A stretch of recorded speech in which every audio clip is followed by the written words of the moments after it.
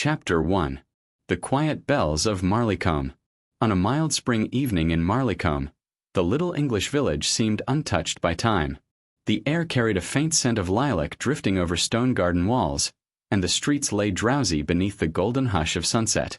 Church Lane, with its row of cottages leaning companionably together, was particularly still, save for the occasional bark of a dog or the lazy turning of bicycle wheels as the postboy made his last round. The church of St. Bartholomew's stood at the heart of the village, its grey spire etched against the sky, weather-worn but dignified. For centuries it had overseen christenings, weddings, funerals, and every petty quarrel and reconciliation the village ever knew. Its bells, usually heard on Sundays and feast days, had remained curiously silent all week, though no one thought much of it. After all, the vicar, Reverend James Llewellyn, was known for his absent-mindedness. Yet it was here, within that hushed church, that something unsettling was first noticed. Mrs. Ada Hartwell, the verger's wife, had gone to arrange flowers for the altar. Her hands were busy with the tulips she had brought from her garden, but her thoughts were elsewhere, as village minds often were. Half on her son's new fiancé in Bristol, half on the gossip that Mrs. Gilly had bought a new hat from Milchester. She was humming to herself when she paused, the tune faltering. A sound drifted across the stone nave. It was not the creak of the ancient pews, nor the whisper of wind through the stained-glass windows. It was a voice, low, wavering, and strange. A man's voice, though faint and muffled, as if spoken from behind the thick oak of the vestry door. Mrs. Hartwell froze. "Who's there?" she called, her voice carrying up to the rafters. There was no reply. The silence of the church pressed in on her. She waited, the tulips drooping in her grip, but the voice did not come again. Only the faint drip of water somewhere near the font could be heard. She hurried out at once, her shoes clicking sharply on the flagstones, the flowers left forgotten. Later she would recount the matter to her husband in anxious whispers, and by morning half the village knew of it. A voice in the silent church. What could it mean? Marleycombe was a village where news traveled faster than the post. By the next day, in the bakery, Mrs. Gilly confided to Mrs. Prowse that it must have been a ghost. In the greengrocer's, Mr. Tibbs was certain it was merely a tramp sleeping in the vestry. And in the snug of the King's Arms, old Harry Cottrell muttered darkly that nothing good ever came of hearing voices where none should be. Yet when Reverend Llewellyn himself was asked, he seemed genuinely puzzled. He had locked the church as always and found nothing amiss. No stranger had been seen in the village, and the vestry door bore no marks of tampering. Still the talk grew. And then, on a chill mist-shrouded Thursday morning, the bells tolled unexpectedly. No service had been planned. No funeral had been announced. Yet the deep solemn sound rolled over the rooftops, waking children from their beds and sending shivers down the spines of their elders. When villagers hurried to the church, they found the great wooden door ajar. Inside, the nave was dim, the air cool and heavy. And there, slumped beside the choir stalls, lay a man, lifeless. His face was unfamiliar, not a villager at all.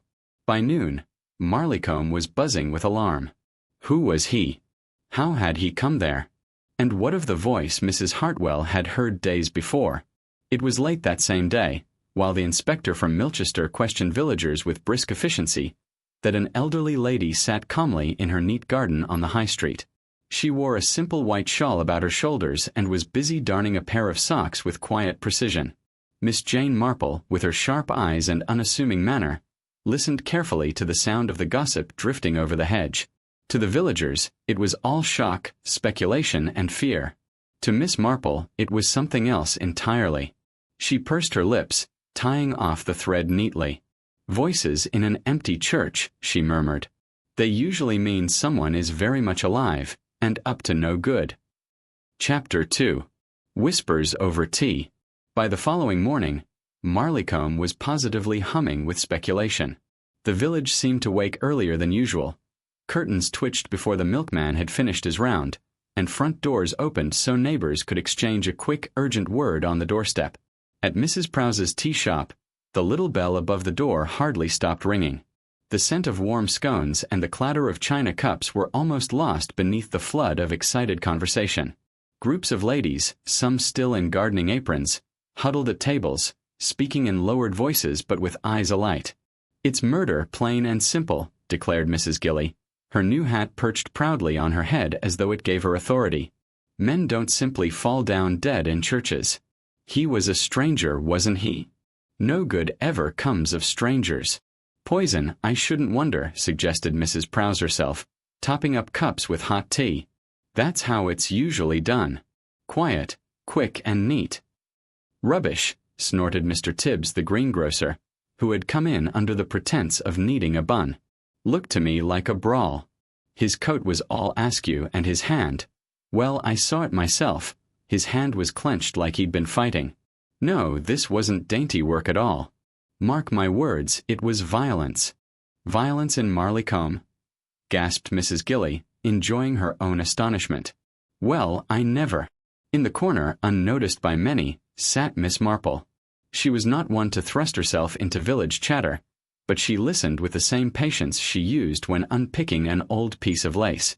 Her tea grew cool as she folded her hands neatly on the tablecloth, her blue eyes darting from one speaker to the next. Gossip was like embroidery, she always thought. Pretty patterns were stitched on the surface, but underneath, if you turned it over, there was always a tangle of knots and threads. The truth was usually in the knots. Inspector Graves from Milchester had already made his presence felt. A practical man in his 40s, with a brisk manner and a mustache that seemed to bristle when annoyed. He had questioned half the village before noon. But to the villagers, the police's efficiency was less interesting than their own theories. Meanwhile, questions multiplied. Who was the dead man?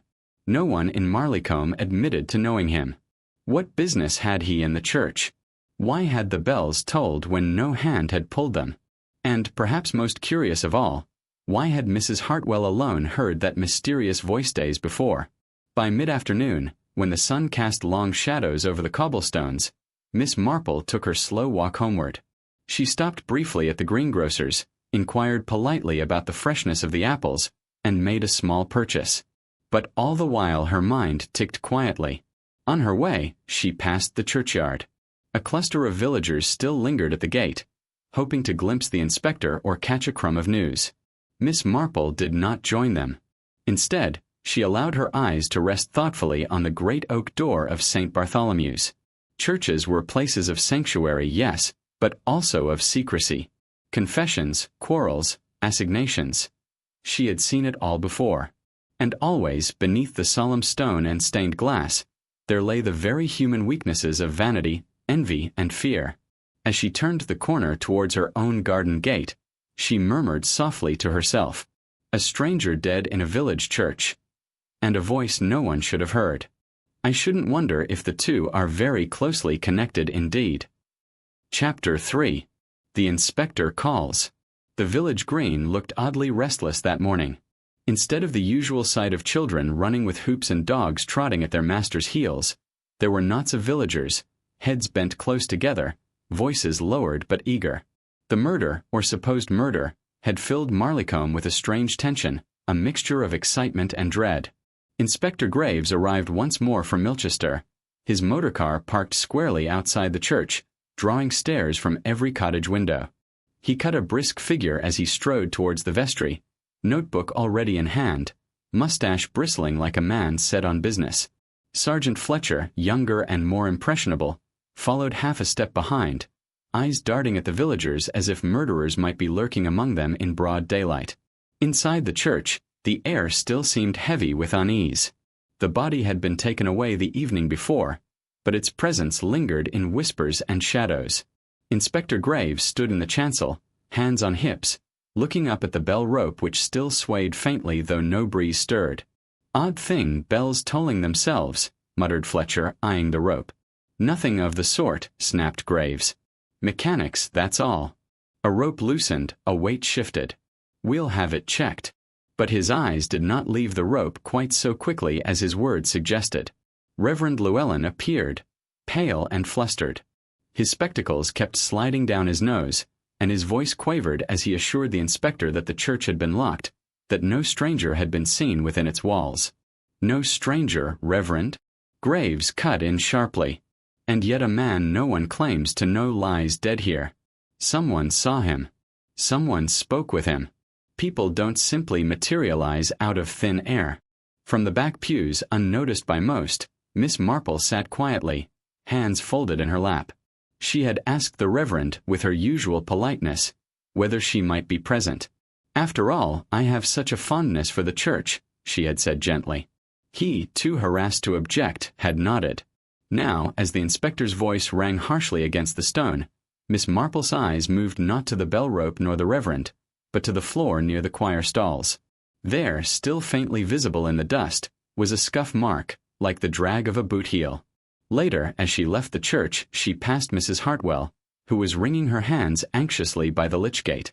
The poor woman had been asked again and again about the voice she claimed to have heard, until she had begun to doubt her own senses. "Don't distress yourself, my dear," Miss Marple said kindly, touching her arm. "Voices are rarely what they seem. One must always remember how very misleading the ear can be." Mrs. Hartwell blinked at her, not quite understanding, but Miss Marple only smiled and went on her way. Meanwhile, Inspector Graves stood on the steps of Street Bartholomew's, addressing the gathered villagers with stern authority. "This man is unknown to us, but someone here has seen him.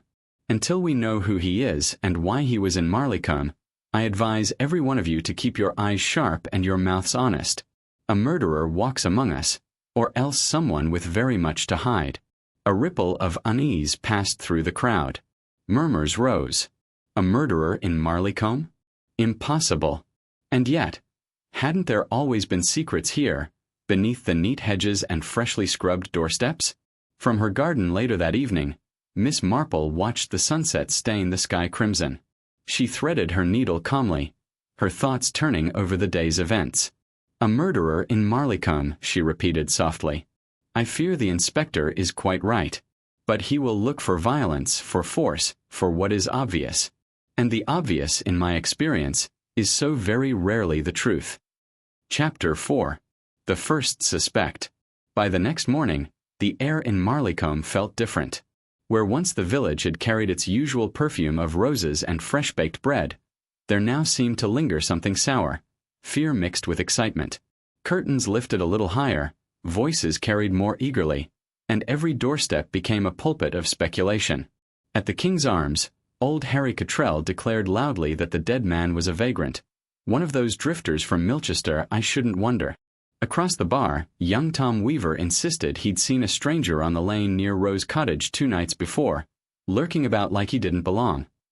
And before noon, half the village was convinced that Tom's lurker and the church corpse were one and the same. Inspector Graves, for his part, worked quickly. By mid-afternoon, he had summoned several villagers to the vicarage, now serving as his temporary base of operations. His voice could be heard in sharp bursts through the open window. "You saw him, did you? At what hour? Don't trim the tail, man. Straight answers, if you please." Word soon trickled out that suspicion had settled on none other than Mr. Peter Clay, the gardener who kept to a little cottage on the edge of Marleycombe Wood. Clay was a quiet man, unmarried, with a reputation for keeping himself apart. He sold flowers and cuttings to the ladies in the village, and though polite enough, he never lingered in conversation. Such aloofness in Marleycombe was as good as a confession. "He was seen near the church that very night," whispered Mrs. Gilly to anyone who would listen, her eyes alight. "Slipping about like a thief. And who knows what sort of friends a man like that keeps." "Mark my words, it'll come out he was in league with the dead man," agreed Mrs. Prowse with solemn authority. Miss Marple heard all this as she sat in the corner of the tea shop, her knitting needles clicking softly. She asked no questions, merely sipped her tea, but her eyes were keen. She had often thought that villagers resembled the flowers in her own garden, bright, colorful, but quick to twist towards any bit of sunshine or gossip. That evening, Inspector Graves himself knocked on Clay's cottage door. The villagers, unable to restrain their curiosity, loitered at a respectful distance along the lane. Through the thin curtains, they saw lamplight flicker, shadows move, and the inspector's tall figure pacing. At last the door opened. Clay emerged between Graves and Fletcher, his face pale but set. He carried no protest on his lips, only a stiff silence as they escorted him away. The villagers erupted in whispers. "Taken in. Just as I said." You can't tell me a man like that was innocent. But from her garden, Miss Marple watched the procession pass with a frown. She noticed the soil still clinging to Clay's boots, the faint smell of roses clinging to his coat. A gardener's hands, she reflected, were skilled at pruning away what was no longer wanted, but they were also hands that nurtured life. Too obvious, she murmured, shaking her head. Far, far too obvious. And with that quiet thought she returned to her knitting, knowing well that in mysteries, as in gardens, the first bloom was rarely the last. Chapter 5. Shadows in the Village. The arrest of Peter Clay was, to most of Marleycombe, as good as the end of the affair. Villagers spoke with a confidence that only comes when little is known for certain. By tea-time, half the cottages on Church Lane were telling the same story. Clay had quarrelled with the stranger, the bells had tolled during their fight, and the man had fallen dead where he lay. Yet beneath this tidy conclusion, other stories began to stir. At Mrs. Prowse's shop, Mrs. Gilly leaned across the counter with relish. You mark my words, it wasn't only gardening he was up to. I've seen him near Rosehill Cottage of an evening. Lurking, yes, lurking. And don't tell me he had business with Mrs. Denham at that hour. Mrs. Denham? Mrs. Prowse's eyes widened. Surely not. Oh, surely yes. A widow with a handsome inheritance, and a gardener all too ready to help with her roses? Humph. It's no business of mine, of course, but... She left the words dangling like bait on a hook. Elsewhere, in the snug of the King's Arms, another story took root. Harry Cottrell, with his pint raised, declared loudly that Clay wasn't the only man seen with the stranger. I swear on my life, I saw that fellow talking to George Prowse by the stables last week. And George looked none too pleased. By morning, whispers about George Prowse, Mrs. Prowse's own son, were circling like crows over a field. Hadn't he been in trouble before? Down in Milchester? Some business with cards, or was it debts? And now the dead man in the church. Miss Marple, meanwhile, moved quietly through the village, her eyes and ears attentive. She did not ignore gossip. She studied it, sifted it, measured it against human nature as she had come to know it in her long years. She saw how suspicion leapt like fire from one person to the next, how old rivalries fed new tales. That afternoon she paused by the vicarage, where Inspector Graves was reviewing his notes. He looked up at her approach, faint irritation on his face. Miss Marple, isn't it?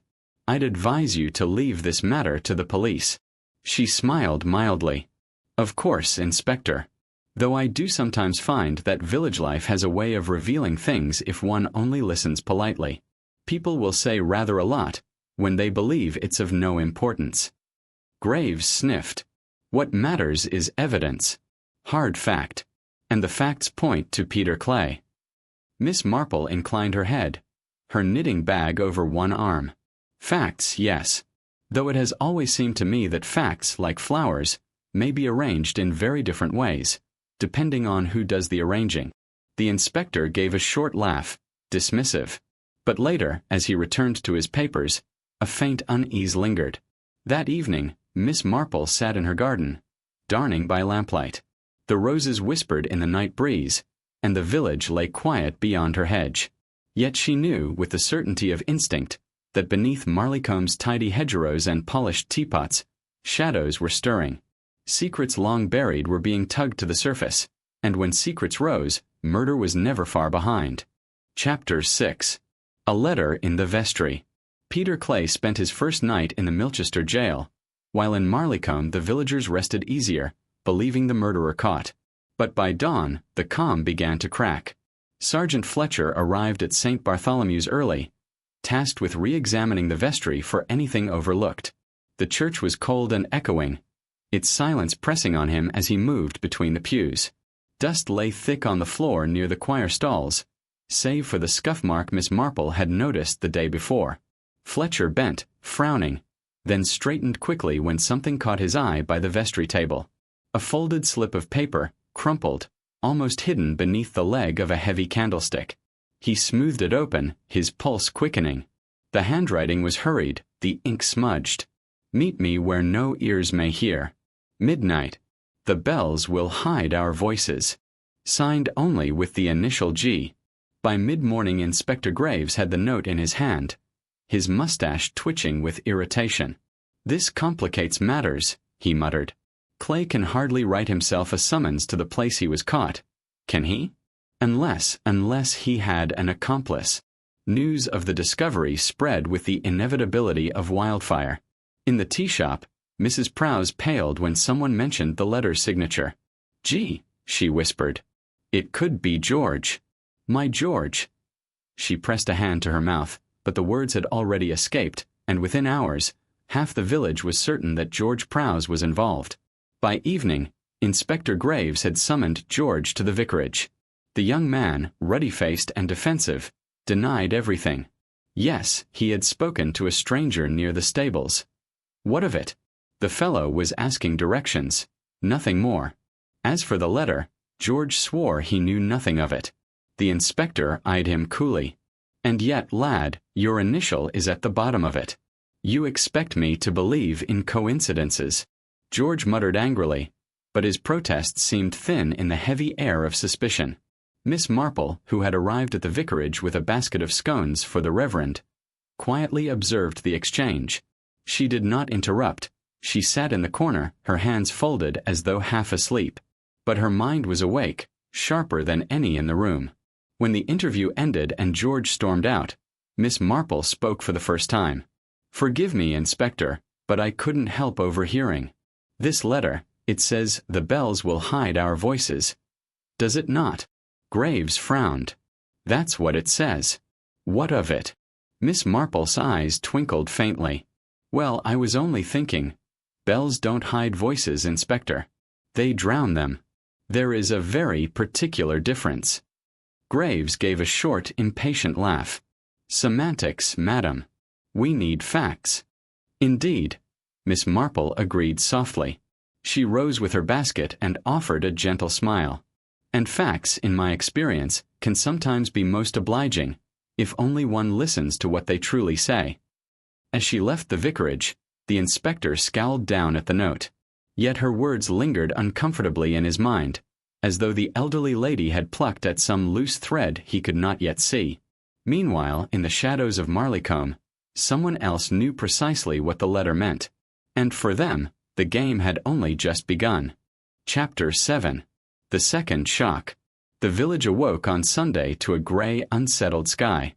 Clouds hung low over the rooftops, and the bells of St. Bartholomew's rang their usual call to morning service, a sound that now carried a chill reminder of death. Though the church was nearly full, the congregation sat restless, eyes darting as much toward neighbors as to the altar. Peter Clay's arrest, George Prowse's questioning, the mysterious letter. All of it seemed to hang in the air, unspoken but heavy. Reverend Llewellyn's sermon on forgiveness fluttered unheard over heads bowed not in devotion, but in suspicion. After the service, villagers spilled into the churchyard, voices rising in urgent whispers. It was then that Mrs. Denham, the widow in Rosehill Cottage, came hurrying down the path, her shawl slipping from one shoulder, her face pale. "Inspector Graves!" she cried, breathless. "Something dreadful at my house." Within minutes, the inspector, the sergeant, and half the congregation followed her up the lane, Miss Marple among them, her knitting bag over her arm as if she had merely wandered along by chance. At Rosehill Cottage, the gate stood open, the garden roses heavy with dew. Inside, the little sitting room bore an odd disarray. Papers scattered from the escritoire, a chair overturned. But most startling of all was the open drawer in Mrs. Denham's writing desk. "My letters," she gasped. "All gone. The ones from my late husband and others. Personal ones. And, oh, Inspector, the stranger. I saw him, I swear it. Last week, in my garden. He said he knew my husband. I thought it harmless, but now," she broke off, wringing her hands. Inspector Graves bent over the desk, his expression dark. "Burglary. And perhaps blackmail, madam, if this man threatened you with these letters." Miss Marple, meanwhile, had moved quietly to the window. She touched the sill lightly with her fingers. There, faint against the paint, was a smudge of soil. Fresh soil, dark and loamy. A gardener's soil. But she said nothing. She only looked thoughtfully at the mark, then at the roses trembling outside in the breeze. Graves, already brisk with his orders, turned to the widow. "This confirms it. The dead man was no chance visitor. He came here for a purpose, and someone in this village wanted him silenced." The villagers gasped, theories erupting like sparks. Blackmail. Secret letters. Widow Denham entangled. But Miss Marple only lowered her gaze, the faintest crease of thought between her brows. For she knew the heart of gossip was rarely the heart of truth. And in the quiet depths of her mind, the pieces were beginning just faintly to stir into place. Chapter 8. Miss Marple makes her rounds. Marleycombe looked deceptively peaceful that Monday morning. The milkman whistled along the lane, the baker's boy pedaled furiously on his bicycle, and the postman's satchel bulged with letters. Yet under the ordinary hum of life ran a deep current of unease. The stranger's death, the mysterious letter, the theft at Rosehill Cottage. These things pressed on every villager's tongue. Inspector Graves, determined to push forward, spent his morning in stern interviews at the vicarage. He questioned George Prowse again until the young man's temper frayed, then turned his attention to Mrs. Denham, who wept freely and spoke of her late husband's business affairs with vague reluctance. Each time, Graves left with the air of a man gathering evidence, though it was clear his net was tangled. Meanwhile, Miss Marple set about her day with the serenity of a woman occupied only with errands. She carried her shopping basket to the greengrocer's, paused at the post office for stamps, and lingered outside the tea shop to remark on the weather. Yet in each place she asked the gentlest of questions, so natural and unthreatening that few realized they were being drawn out.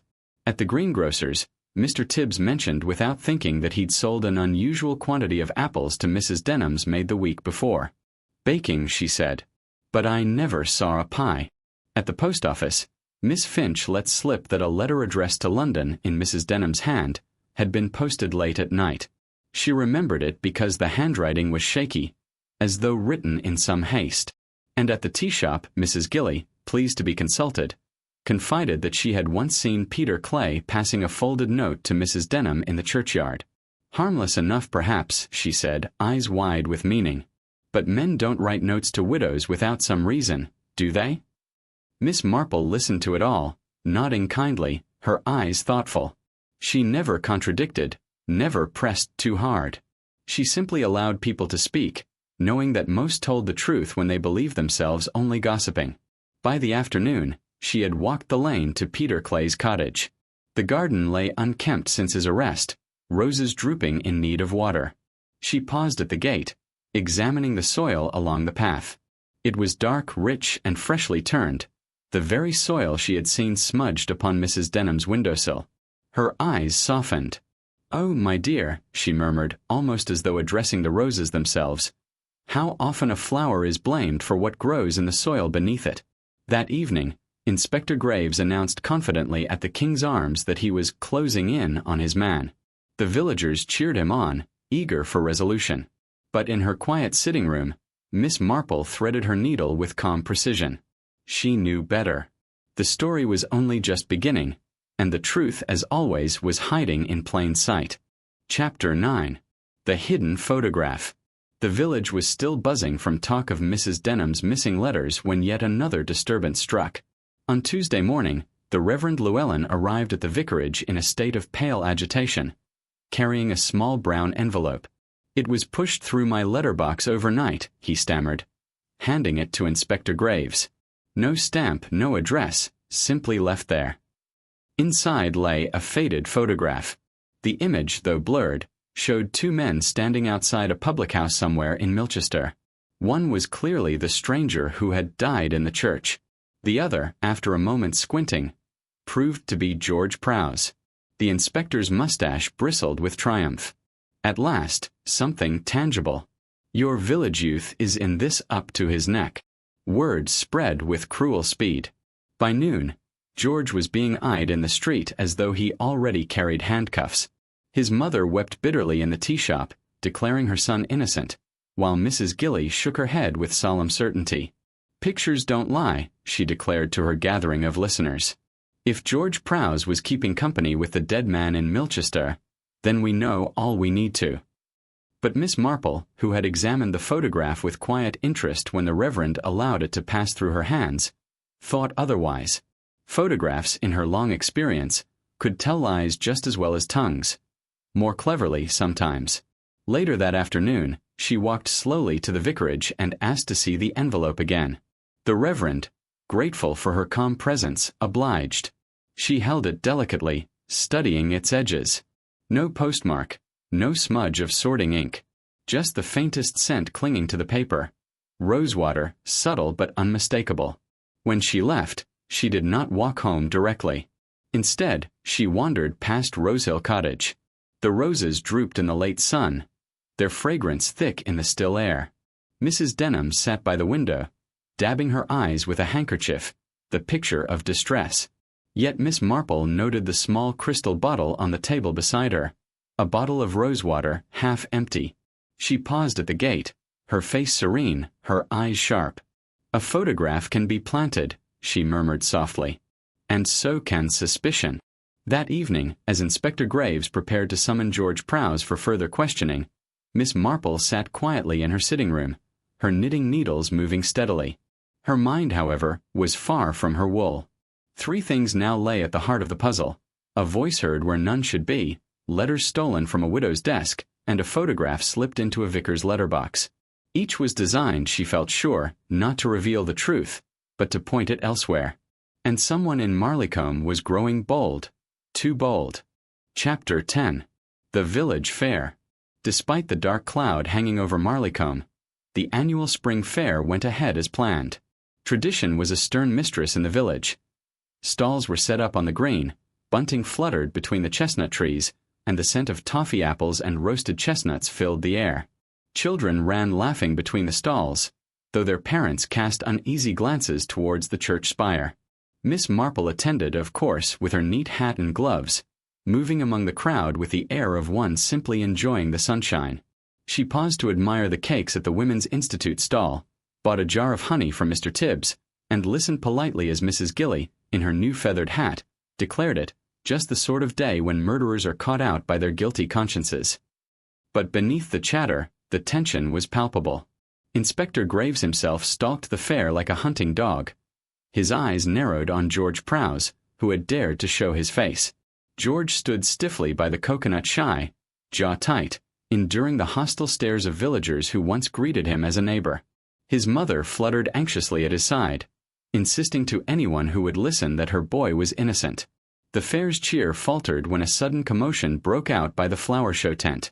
Voices rose, a chair toppled, and then Mrs. Denham's maid burst out, white-faced, clutching a small packet in her hands. "I found it," she cried, trembling. "In Mrs. Denham's sewing basket, hidden under the cloth." The crowd surged forward. Inspector Graves took the packet at once and unwrapped it, revealing a handful of letters, yellowed pages bound with a faded ribbon. "The missing letters," he declared grimly. "Stolen from Rosehill Cottage, and now back where they began. Madam, you'll have to explain this." Mrs. Denham, pale as milk, protested weakly. I never put them there. Someone must have. Someone must have slipped them back." Her voice broke as the villagers' murmurs swelled. But Miss Marple, standing a little apart, noticed something curious. The ribbon was tied in a perfect bow, not the hurried knot of a thief, but the careful hand of someone accustomed to neatness. And on the edge of one page was a faint smear of soil, as though touched by fingers fresh from the earth. Her eyes drifted across the green to where Peter Clay's garden stall stood abandoned, his flowers wilting without care. The soil, the roses, the widow's letters. It was a pattern, faint but forming. As the inspector turned sternly back to Mrs. Denham, Miss Marple folded her hands serenely. "Ah," she murmured to herself, "how very often the guilty tidy up too well and leave behind the neatest of clues." The fair stumbled on, but the laughter had drained from it. Gossip swirled like smoke, suspicion shifted from one villager to another, and in the quiet corners of Marleycombe, fear took root. Miss Marple, however, walked home with calm steps, her knitting bag swinging gently. She had seen enough to know that the truth was creeping closer, though not yet close enough for anyone else to see. Chapter 11. Tea, Cakes, and Questions. The day after the fair, Miss Marple invited Mrs. Denham to tea. Her drawing-room was as welcoming as ever. vases of sweet peas on the mantel, a neat lace cloth on the table, and a plate of seed cake that few could resist. Mrs. Denham arrived with reddened eyes and trembling hands. "They think I put those letters there myself," she whispered bitterly, "to make myself look the victim. But I swear, Miss Marple, I never touched them." Miss Marple poured the tea with her usual unhurried grace. "Of course, my dear. People often see what they expect to see, and what they expect, alas, is not always the truth." She let the words rest a moment, then added gently, "Tell me, when did you first notice the letters were missing?" Mrs. Denham blinked. Why, it must have been the morning after the murder. I keep them in my writing desk, always under lock and key. When I went to look, the drawer was open and they were gone." "And the key?" Miss Marple's tone was mild. "I keep it in the small china dish beside the desk. But anyone could have known that." She dabbed her eyes with her handkerchief. Miss Marple nodded sympathetically but tucked the information away. Later that day she took another cup of tea, this time at the vicarage, where the Reverend Llewellyn's young wife presided nervously over the teapot. "I do feel quite unsafe, Miss Marple," she confessed. "First the dreadful business in the church, then strange envelopes pushed through our door. I hardly sleep at night." "Quite natural," Miss Marple said soothingly. "One wonders who could have been abroad at such hours." The young woman flushed. "Well, I did hear footsteps in the lane that night, just before the envelope was found. But I thought it must be some late walker. The hour was very near 2. Miss Marple's eyes twinkled faintly. "Indeed. Footsteps are often more informative than one realizes. One can tell a great deal by the way a person moves. Hesitant, hurried, heavy or light." She left soon after, but not before noticing a fresh spray of roses in the vicarage hallway. Roses cut that very morning, their stems still damp with soil. That evening, as she knitted by the window, she thought over her visits. A key kept in a predictable place. Footsteps in the lane at 2 in the morning. Roses turning up where roses ought not. And beneath it all, the curious pattern of someone clever enough to move suspicion, but perhaps not clever enough to know that in small villages, the smallest habits betray the deepest secrets. The clack of her needles kept time with her thoughts. Slowly, steadily, the web was tightening. Chapter 12. An arrest in the lane. It was a damp, gray morning when word spread through Marleycombe. George Prowse had been arrested. Inspector Graves, grim-faced and convinced at last that he had cornered his quarry, marched the young man through the square in full view of the villagers. The sight was greeted with a ripple of satisfaction from some, whispers of pity from others, and a few sharp cries of "murderer" from those who had lost patience with uncertainty. Mrs. Prowse clutched at the inspector's sleeve, weeping. "My boy would never. He may be foolish, but he is no killer." "Ma'am," Graves said curtly, "the evidence is sufficient. The stolen letters were discovered at Mrs. Denham's, yes, but witness testimony places your son near the church on the very night in question. We shall see what the courts have to say." Miss Marple was there, quietly standing near the post office with her basket of shopping. She observed without comment, her keen eyes noting the way George held himself, not with guilt, but with a stubborn, angry pride, as though furious to be accused rather than crushed by it. Later, over luncheon at the vicarage, Inspector Graves declared to the Reverend and his wife, "It's an open and shut case. Young Prowse had motive. Money troubles, quarrels with the victim, and opportunity. He'll hang for it, mark my words." Miss Marple sipped her tea gently. "I wonder," she murmured. Graves frowned. "Come now, Miss Marple. Surely even you can see the sense of it." Her knitting needles clicked softly. "I have often noticed, Inspector, that what seems sensible at first is not always the truth in the end. Appearances can be most deceiving. Why, I once knew a young gardener accused of stealing a lady's pearls, when in fact—" Graves cut her off impatiently. "We are not talking about pearls, madam, but murder." "Just so," Miss Marple agreed mildly. "And murder, I fear, rarely keeps to the tidy patterns we expect." That evening, as George Prowse sat locked in a cell, Marleycombe buzzed with gossip.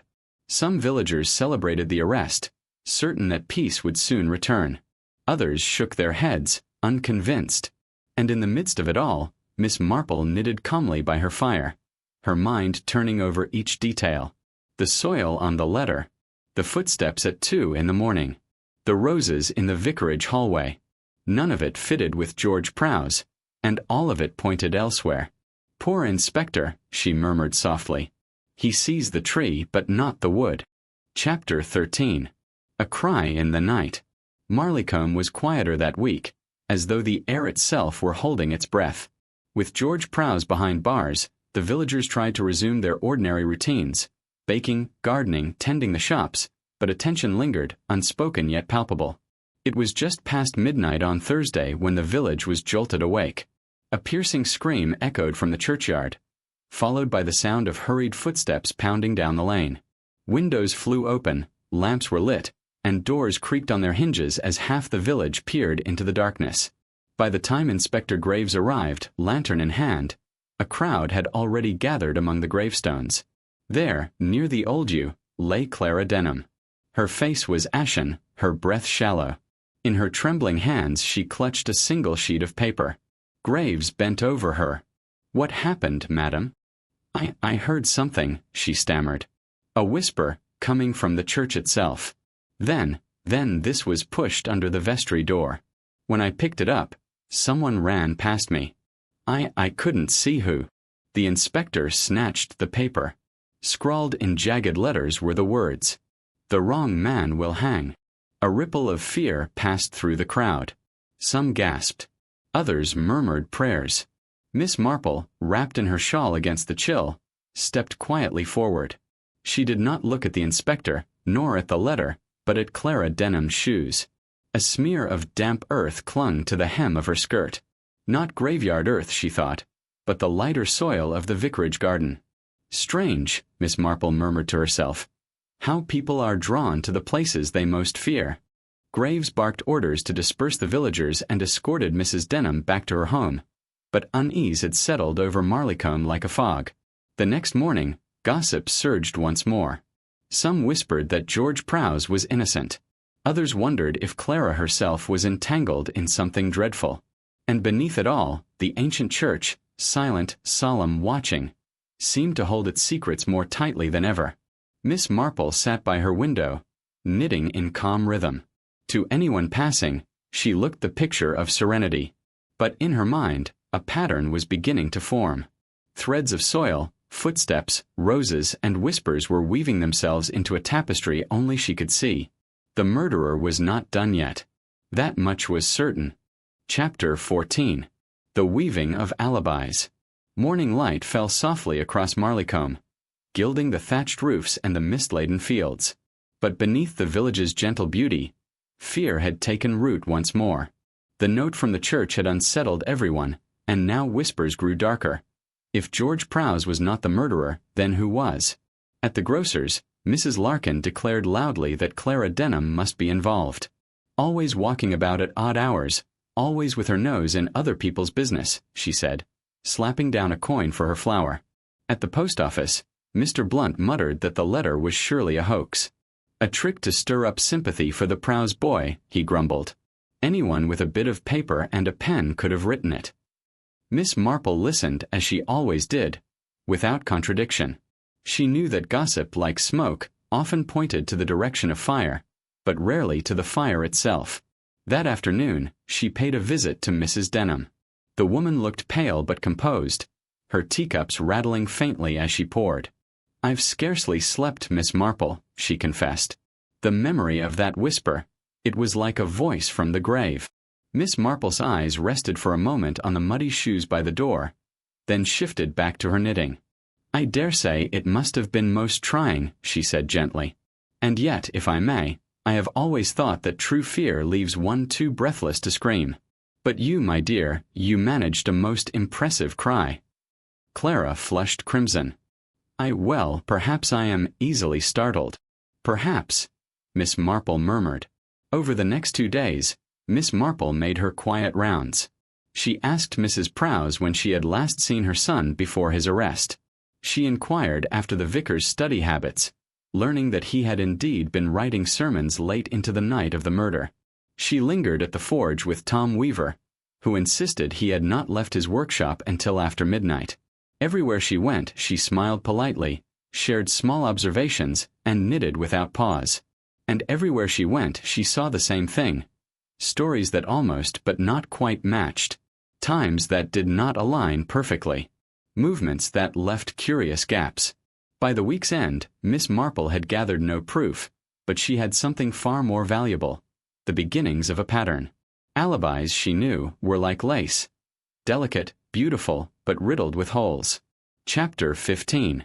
Chapter 15. A Shadow in the Sanctuary. Sunday morning dawned with a quiet solemnity. Despite the recent horrors, the people of Marleycombe gathered at St. Mildred's, as they always had, for the weekly service. The bells tolled mournfully, as though echoing the unease in every villager's heart. Miss Marple, seated near the back, observed more than she prayed. She saw how Clara Denham's hands shook as she held her hymn-book. She noted the way Tom Weaver's eyes darted toward the vestry each time the vicar moved. And she did not fail to notice the absence of young Jenny Carter, who was said to have a dreadful cough but whom Miss Marple suspected of simply wishing to avoid the crowd. When the service concluded, Miss Marple lingered, feigning interest in the flower arrangements. Slowly, with the quiet unobtrusiveness that was her gift, she drifted toward the vestry. The door was slightly ajar. Inside, the scent of polish and candle wax mingled with the faint, damp smell of stone. On the desk lay parish registers, neatly stacked. But it was the floor that caught her eye, a faint trail of muddy footprints leading not to the door, but to the old carved screen near the chancel. Kneeling, she examined them closely. The prints were small, narrow, delicate, not the boots of a working man. They were fresh enough to have been made that very morning, though the soil was of the same light, crumbling quality she had seen on Clara Denham's hem. As she straightened, her eyes caught something lodged between the paneling and the stone wall. A scrap of torn fabric, dark blue wool, frayed at the edges. She slipped it into her pocket. "Ah, Miss Marple," said a voice behind her. It was Inspector Graves, entering with his usual heavy tread. "You've a curious fondness for vestries, I notice." She smiled mildly. "It is a habit of mine to look closely where others pass quickly. Sometimes I find it pays." He gave a grunt of disapproval but said nothing more. That evening, alone in her sitting room, Miss Marple placed the scrap of cloth beside her knitting basket. It was not much. Yet she knew, as surely as she knew the pattern of her stitches, that it belonged to someone in the village. Someone who had reason to move silently in the church, unseen on the very morning after a murder. The church, she thought, was not silent at all. It was speaking. Only in whispers most people never stop to hear. Chapter 16. The tremor beneath the calm. Marleycombe, outwardly unchanged, was in truth a village trembling beneath the surface. Curtains twitched when strangers walked by. Conversations fell silent when the church bell tolled at odd hours. And everywhere, there lingered the unease of knowing a killer was still among them. Miss Marple, moving quietly as ever, decided it was time to observe not only words, but reactions. Human nature, she knew, revealed itself most clearly when taken by surprise. At the grocer's, she spoke in her gentle voice to Mrs. Larkin. "Such a strange thing, those muddy footprints in the vestry," she remarked casually, as though repeating a bit of gossip. Mrs. Larkin froze, her hands clenching the string bag until the apples inside nearly burst. "Footprints? What footprints?" "Oh, didn't you hear? Why, I suppose it was only a passing remark Inspector Graves let slip." Miss Marple smiled sweetly. But one wonders, of course, who might have been creeping about so late at night. Mrs. Larkin muttered something about wicked young folk and hurried off, forgetting half her purchases. Later, Miss Marple tried the same with Tom Weaver. She mentioned, ever so lightly, that a scrap of cloth had been found by the church screen. Tom's jaw tightened, and for a brief moment he stared at her as if gauging what she truly knew. Then, covering the moment with a forced laugh, he said, "Rubbish, that. Old rags get everywhere, don't they, Miss Marple?" But his hands, she noticed, were blackened with soot and trembling ever so slightly. At the vicarage, Miss Marple paid a social call. Mrs. Denham sat with her embroidery, but her usual chatter was strained. When Miss Marple innocently wondered aloud if the mysterious note could have been penned by someone inside the village itself, Clara's needle pricked her finger. A bright bead of blood welled up, and she snatched her hand away with a muffled cry. "Oh dear, how clumsy of me," she stammered, though her eyes flickered toward the window as though longing to escape the room. By evening, Miss Marple had collected enough small tremors to know. Somewhere in these reactions lay the truth. Fear did not lie. That night she wrote a neat line in her little notebook. The guilty do not fear silence. They fear discovery. Chapter 17. The Second Cry in the Night. The village had just begun to settle into uneasy routine when a new shock rattled Marleycombe. It came, as so many dreadful things do, in the dead of night. Mrs. Briggs, the innkeeper's wife, swore she had heard it first, a shrill, broken cry carried on the damp night air. By morning, every household had heard the tale. A scream from the churchyard at 11:30.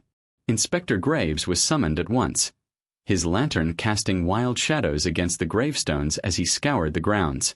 Nothing at first, no body, no broken headstone, no signs of struggle. Yet in the dew-soaked grass, just by the lich gate, lay a small object, a woman's handkerchief, crumpled and damp, embroidered with the initials CD. Clara Denham. By dawn, gossip buzzed like wasps. Clara claimed she had been at home the entire evening, nursing a headache, and her housemaid vouched she had not left. But how, then, had her handkerchief turned up in the churchyard? Theories multiplied. Some said Clara had been lured there by a secret rendezvous. Others whispered she had gone to pray and had seen something, or someone she should not have. Still others hinted that she herself had staged the scene to draw attention away from her family's affairs. Miss Marple listened quietly, knitting needles clicking softly in her lap. Yet her eyes, sharp as the points of those needles, noted something that others did not: Clara's insistence on explaining too much. Innocence, Miss Marple reflected, rarely needed so many words. Later, while walking through the churchyard herself, she paused at the lich gate. There in the mud was the faint impression of a shoe, smaller than a man's, yet broader than Clara's delicate feet. A sensible walking shoe, the sort worn by village women on errands. The scream had been real. But was it terror, or was it a carefully contrived distraction? Miss Marple felt, quite suddenly, that the true heart of the puzzle was nearer than anyone dared suspect. Chapter 18. Secrets Between the Stones. The following morning, Marleycombe seemed almost ordinary, the sun glinting off dew-drenched rooftops. Yet Miss Marple knew that appearances were fragile. Beneath them, currents of fear and secrecy flowed, and the recent events had stirred them into movement. She walked slowly towards St. Bartholomew's, her knitting basket swinging lightly. She lingered at the base of the church tower, where the stone steps led to the vestry.